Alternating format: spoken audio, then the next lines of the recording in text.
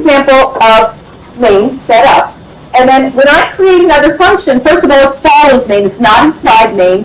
Some languages allow you to embed functions inside. C++ and Java do not. All functions must be what I call disjoint. Okay, they're all separate. They all indented at the same level. So if main, these brackets here indicate the beginning of main and the end of main. Every function has parentheses, and we're going to put arguments in there if we have them. We may not have arguments. Okay. And then down below here, I've created a void function. Okay, we're going to have two different kinds of functions. Remember from the first slide, void and value returning. Void are the easiest ones to write. Okay. What happens with this line right here? What happens with this line when I list the name of the function followed by parentheses and then a semicolon? What happens when I get to this line? Line 2.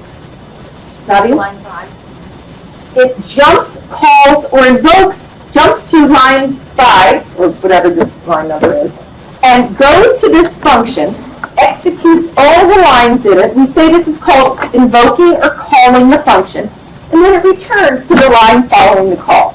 You did an exercise in lab yesterday. We had to see what happened as you call or invoke a function. Are there any questions about how a function is, first of all, just kind of declared, okay? So we have, here's a function called doproc1. Notice that C++ uses uppercase. Java uses lowercase for functions. Okay, so different languages have different conventions. We're going to follow the C++ convention. So our function names are going to begin with uppercase. We always put a begin bracket and an end bracket. We're going to have, as you've hopefully learned by now, ... It's not actually something. It's some line of code. Okay. So it's going to do whatever that function is supposed to do, and then it comes back to the line following the call. Any questions about setting up this function and calling or invoking the function? Everybody good with that? Okay. Now, I love my little diagrams, and because we are going to have a beginning design process now, we're going to use something called a hierarchy chart. Hierarchy charts are really simple. Don't make them harder than they are. For some reason or other, students get really caught up with this, okay? But all we do is show who called who. What does everything look like? The only thing you need to put in the block is the name of the function. That's it, okay? So, for example, if I was going to write a hierarchy chart for this guy right here, how many functions are there? Question. 2. There's 2 functions, right? So my hierarchy chart should have how many blocks? 2. No more than 2. So I make 2 blocks. The second guy, I'm going to just put the name doproc. What is it called? Doproc1, okay? All I have to put in the second one. Now, the only trick is, I think it's kind of dumb to put name inside a block. So instead, we're going to name what the program does. This kind of does nothing, so whatever, but do something. So we're going to call this we're going to give a name to what this program does, which this is supposed to do anything, okay? But if I go to this, that's what that hierarchy chart looks like. And if I look at this guy, I have 3 functions, 3 void functions. Now, usually I put a brief comment of what the function does before I start it, when it doesn't have any code. So we have demo A, demo B, and demo C. So I have a block for demo A, a block for demo B, and a block for demo C. I call this program do stuff. So therefore, there's the hierarchy chart, that if I looked at this hierarchy chart, I would know what this program does. And most likely, if I'm going to change it, I'm going to go to one of the functions. I may not change the whole thing. I'm just going to drill right down there and know what to change.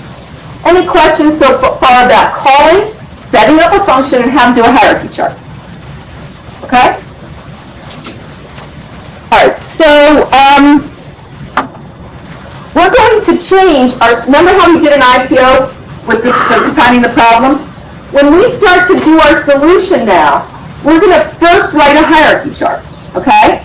And then for each one of those blocks, we're going to do a coding solution, okay? So this guy has a plan, this guy has a plan, this guy has a plan, this guy has a plan. We're using C++ for our design.